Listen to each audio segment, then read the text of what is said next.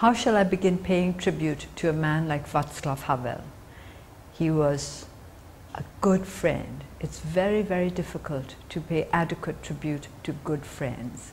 He was not only a good friend of Burma, he was a good friend of peoples all over the world who longed for freedom, who longed to lead their own lives in peace and security. I received a letter written by Vaclav Havel in November, just a couple of days after he passed away. It was a surprise that he had remembered us at a time when he was so ill. And this letter was as warm and as modest as the man himself.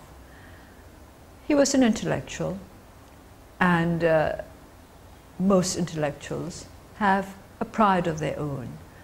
But his humanity always was much bigger than his intellectual pride, which he fully deserved to have. And in fact, he combined his intellectual gifts with a warm heart and an instinctive understanding of other people's needs. It is because of that that we learn to look upon him as a friend, a close friend, in spite of our awe of his intellectual achievements. In his letter, he talked about what lay in front of us for Burma.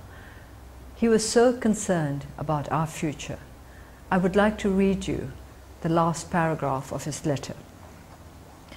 After nearly 50 years of a totalitarian rule, the road to free, pluralistic and democratic society will not be an easy one.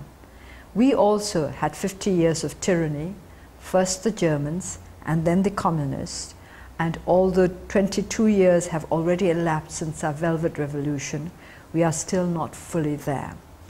However, if there is anything we can do to help, for example, and only if you wish, to share some of our transformational experience with you, we shall gladly do it. This is what he was thinking of a few weeks before he died. He was so concerned about our future, and that is just like him.